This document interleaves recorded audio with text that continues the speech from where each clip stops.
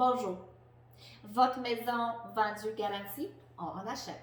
Evelina Pavlak avec Maître Alain. Bonjour. Bonjour. Bonjour, ça va bien? Oui, merci. Alors, nous continuons aujourd'hui la 12e capsule au sujet des garanties légales avec avocat spécialisé dans l'immobilier qui est combien d'années d'expérience? Ça fait 40 ans maintenant. 40 ans. Donc, Toute notre équipe ici, moi, ça fait 40 ans. Et l'équipe, il y en a qui ont 15 ans d'expérience, d'autres qui ont 1 an d'expérience, une dizaine de personnes au cabinet qui ne faisons que du droit immobilier. bon, donc comme vous voyez, on a vraiment à bonne place pour avoir la réponse. Puis aujourd'hui, j'aimerais avoir définition légale de vous, maître. C'est quoi les garanties légales? La garantie légale, c'est la protection que le Code civil, qui est la loi générale au Québec, donne aux acheteurs de propriétés, comme quoi la maison qu'ils achètent est dans l'état dans lequel on doit s'attendre. Je n'ai pas dit dans un état parfait, c'est dans l'état qu'une propriété de cette qualité, de cet âge, de ce prix, normalement doit être. Alors, si il y a des problèmes qu'on retrouve à la propriété qui ne devraient pas être là, le vendeur peut être appelé à indemniser l'acheteur. C'est ça le principe de la garantie légale. Donc, on vous garantit, légal, ça veut dire en vertu du droit, que notre propriété n'a pas de problème. OK. Et comment ça applique dans vente d'immobilier? Donc, par exemple, si je vous vends ma maison sans garantie légale, ça veut dire quoi? Sans garantie légale veut dire que si vous découvrez un problème à la propriété comme acheteur, vous ne pourrez pas, en principe, il y a des exceptions, en principe, vous n'aurez pas de recours contre votre vendeur. Vous avez renoncé à vous prévaloir de ce droit-là dans votre promesse d'achat ou suivant l'inspection ou à l'acte de vente. Bien souvent, dans les trois, on retrouve ça. D'accord. Il ne faut pas oublier, il faut faire attention. Si on la met dans la promesse d'achat, il faut qu'elle se retrouve, cette renonciation à la garantie légale, aussi dans l'acte de vente. Parce que ça risque de créer une complexité si vous avez oublié de le faire mettre dans l'acte de vente ou si le notaire ne l'a pas mis. Mais je ne veux pas marquer là-dedans pour le moment. Oui, parce qu'on a ici aujourd'hui pour faire les grandes lignes. Puis si jamais vous voulez savoir plus, vous êtes bienvenue de communiquer avec Maître Mongeau directement. On va vous fournir toute information sur notre site internet. Maître Mongeau, quand pensez-vous ou suggérez-vous de vendre propriété sans garantie légale? Quand est-ce que c'est suggéré de faire? Les occasions où on le voit le plus souvent sont quand le propriétaire ou celui qui est chargé de la vente n'a pas de connaissance précise de l'état du bâtiment qu'il vend. Alors, les exemples les plus classiques, c'est les banques qui ont malheureusement repris l'immeuble parce que le propriétaire n'était pas capable de payer son hypothèque. Alors, quand la banque a repris l'immeuble, elle ne connaît pas les problèmes de la maison, donc elle ne veut pas être poursuivie pour des vices cachés. On le voit aussi très souvent avec ce qu'on appelle les ventes de succession. Le liquidateur ou les héritiers connaissent pas l'état de la bâtisse ou savent que leur parent qui est décédé puis qui leur a laissé la maison avait négligé l'entretien de la propriété dans les dernières années, donc ils ne veulent pas s'embarquer dans des risques de procédure. Ça, c'est ce qu'on voit le plus souvent. Mais je peux vous dire un exemple, il y a une autre question. Il y a beaucoup de gens qui se disent, moi, des problèmes de vices cachés, j'en veux pas, j'aime mieux qu'il y ait une renonciation à la garantie légale. Il faut faire attention à ça. Les courtiers me disent souvent, et je ne dis pas que c'est une loi, que c'est une règle, mais les courtiers me disent souvent, ça fait baisser le prix de notre maison quand on demande pas de garantie légale. Il faut que vous fassiez des calculs mathématiques, là. C'est sûr que si vous vendez une maison de 300 000 puis que on baisse de prix de 10 à 15 on parle d'une trentaine de mille. Et est-ce que vous allez vraiment avoir des vices cachés, un risque de procédure pour 30 000 dans une maison de 300 000. Mhm. Même chose, si vous vendez une maison de 1 million, allez-vous vraiment avoir une réclamation de 150 000? Donc, voyez-vous, il faut faire des calculs de risque, là. Une maison de 400 000, allez-vous vraiment vouloir la baisser? Encore moins une maison de 1 million. Donc, il y a une espèce de légende comme quoi c'est toujours une bonne idée d'avoir une renonciation à la garantie de qualité. Il faut vraiment être allergique au risque à l'extrême pour demander ça parce que vous la payez. Une garantie, ça coûte de l'argent. Il peut y avoir une réduction de prix. Faites attention. Vous avez tout à fait raison, maître. Je veux aussi vous poser question. Si jamais on vend sans garantie légale, est-ce que quand même les acheteurs pourraient poursuivre les vendeurs, même si vendu sans garantie légale? Oui, il y a diverses circonstances, entre autres, je ne ferai pas toute l'analyse aujourd'hui, mais entre autres, il y a deux situations précises. Si le vendeur savait qu'il y avait un problème particulier à la maison, par exemple, il y a eu 3 infiltrations d'eau dans le dernier printemps lors du dégel et on met un coup de peinture sur les murs pour cacher les fissures et les taches d'eau et on ne le divulgue pas. Alors, dans un cas où on a caché le problème, ben, il est probable que la garantie légale ne s'appliquera pas. Deuxième point, la déclaration du vendeur que vous complétez quand vous inscrivez la propriété avec le courtier. Et donc, cette déclaration-là, si vous l'avez mal complétée, si vous n'avez pas donné l'heure juste à votre courtier, alors, même s'il y a renonciation à la garantie légale, il y a certains acheteurs qui vont poursuivre parce qu'on les a trompés dans la déclaration du vendeur. Donc, c'est deux situations où... et c'est même pas de mauvaise foi, les gens oublient de déclarer quelque chose. Mais cet oubli-là, c'est une espèce de promesse, je dis ça entre guillemets, qu'il n'y a pas de problème. Par exemple, infiltration d'eau, puis mais non. Parce qu'on a peut-être pas pensé aussi, oublié. Exact. On ne pensait pas que c'est important. Exact. Donc, en parlant de garantie légale, ça nous amène aussi de vice caché. Parce que vous avez déjà mentionné vice caché plusieurs fois, mais il faut savoir exactement c'est quoi la vice caché. Alors, c'est comme je le disais un peu tout à l'heure, le vice caché, c'est un problème que l'acheteur ne pouvait pas déceler.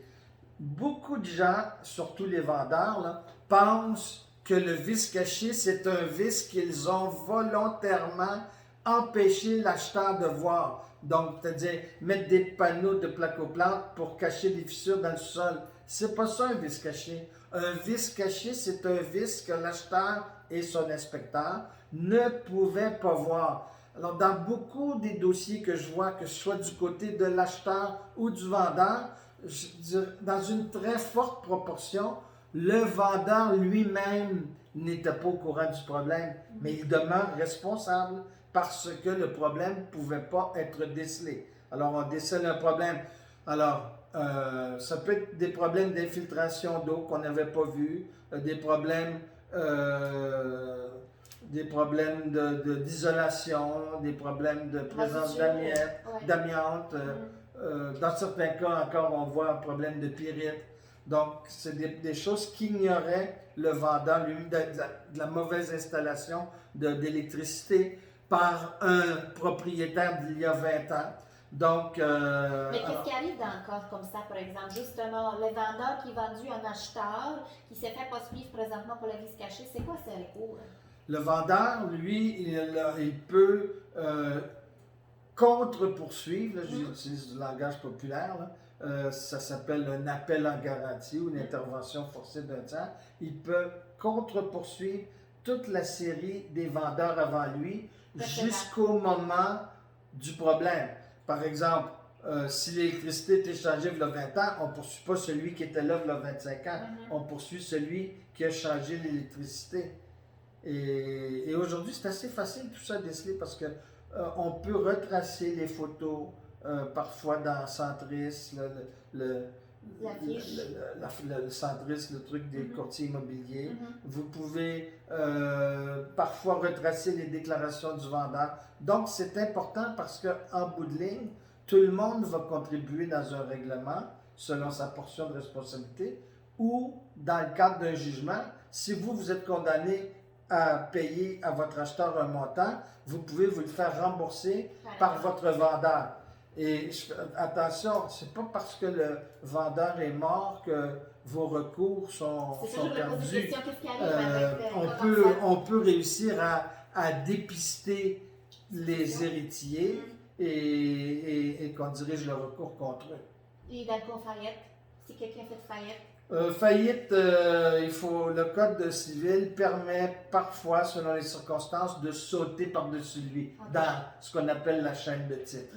Je comprends. Et combien de temps nous avons pour déclarer justement, pour poursuivre quelqu'un pour la vice cachée? 3 ans du moment de la découverte du vice. 3 ans. Alors, c'est pas 3 ans de la vente, c'est 3 ans du moment où on réalise que le problème en est un qui est un vice caché. D'accord?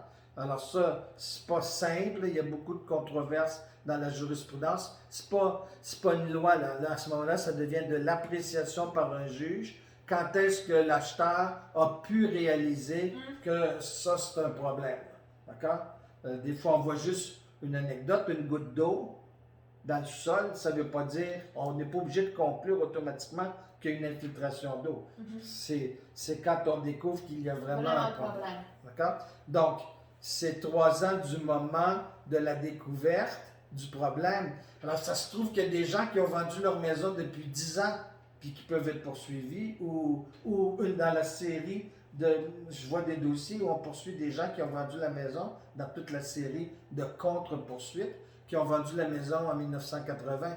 Alors, la garantie légale, ça persiste au fil des années. Mais l'autre chose qui est importante, c'est de s'assurer, quand on découvre le vice comme acheteur, il faut absolument informer notre vendeur avant de faire les travaux et s'entraîner. Vous ne pouvez pas attendre des mois. Il faut le plus rapidement possible envoyer une lettre au vendeur pour lui permettre de venir voir qu'est-ce que c'est l'état de la situation. N'oubliez pas ce que je vous ai dit tout à l'heure. La plupart des vendeurs ne sont pas au courant.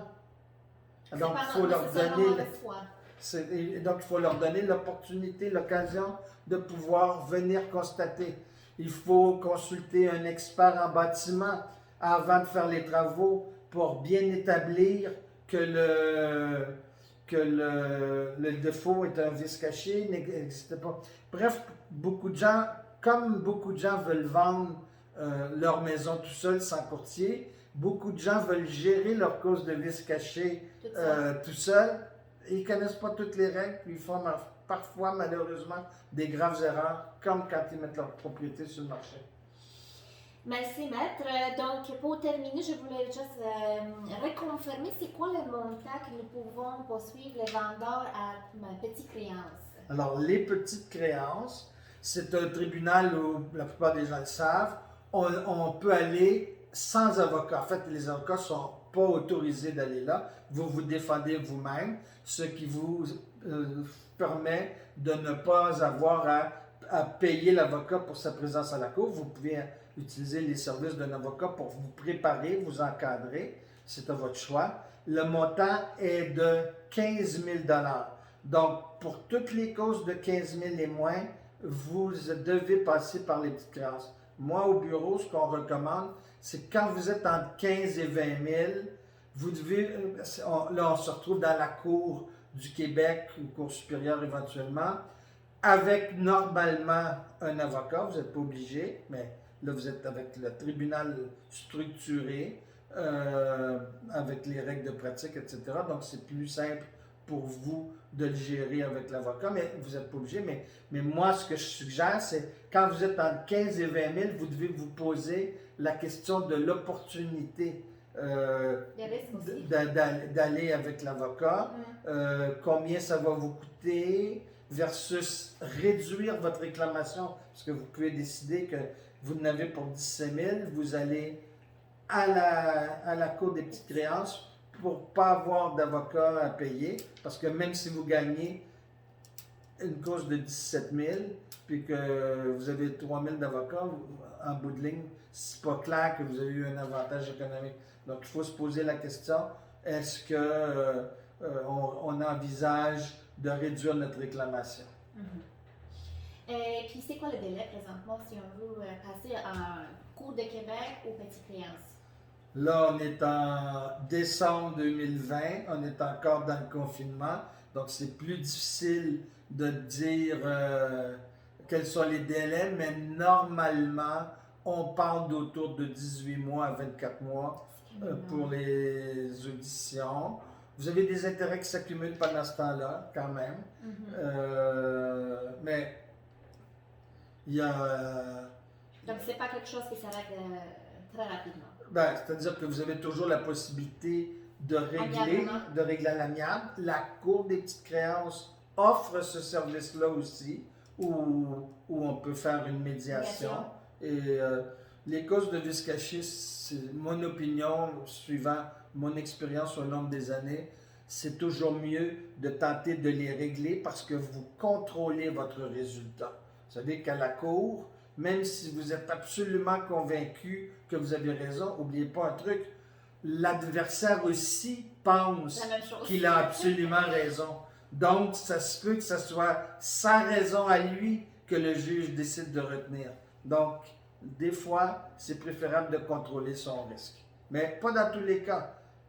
Si vous avez une extrêmement bonne cause, très bien étayée, il faut faire attention jusqu'où vous mettez de l'eau dans votre vin. Maître Mongeau, merci beaucoup pour cette précision, clarification pour le sujet qu'on voit assez souvent, n'est-ce pas? Oui. Alors, comme je mentionnais, nous ne pouvons pas passer ici trop longtemps parce que j'ai déjà pris beaucoup de temps de Maître, mais vous êtes bienvenue de communiquer avec Maître Mongeau directement. On va partager ses coordonnées sur notre site internet. Et vous pouvez consulter le site également du cabinet, alainmongeauavocat.com. Et il y a toujours 7 ou 8 avocats au bureau qui sont prêts à vous répondre. Maître Mongeau, merci beaucoup. Je vous en prie. Et n'oubliez pas, 40 ans d'expérience dans l'immobilier. Donc, c'est vraiment la personne où vous pouvez se sentir en main sécuritaire. Je vous remercie. Merci beaucoup. N'oubliez pas votre maison garantie, vendue, garantie, on achète. Avec Pavlak. Bye bye.